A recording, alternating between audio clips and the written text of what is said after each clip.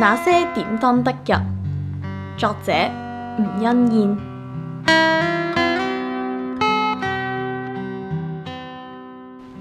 三位義工，沈先生、莊先生同趙先生，佢哋長期陪伴一位獨居嘅英婆婆同佢有智力障礙嘅女兒。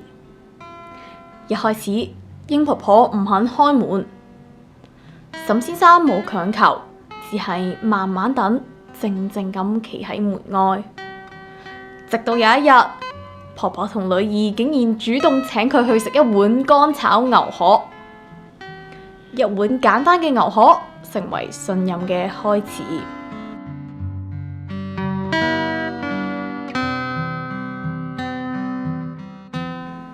婆婆屋企堆滿雜物，8位義工去大掃除，冇開會，冇分工，大家就自然各就各位，汗流浹背，喺一日之內將最亂嘅地方收拾好。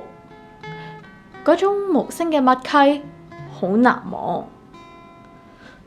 趙先生以前好內向，最驚老鼠，但第一次去清潔婆婆屋企，除咗見到幾十年堆積嘅雜物，仲見到老鼠，但佢依然硬住頭皮去做。佢話克服咗自己嘅恐懼之後，我變得更有耐心，更懂得體諒人。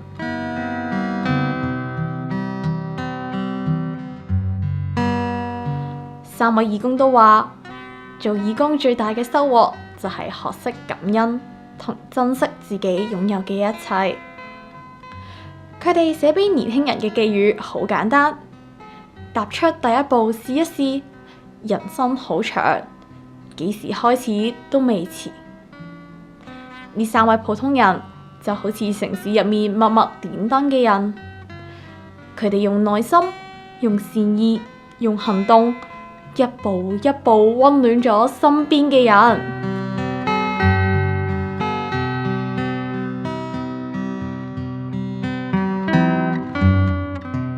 慢慢嚟，等一扇門打開；慢慢嚟，延續愛心。呢個簡單嘅故事帶出咗香港最真實、最暖嘅溫度。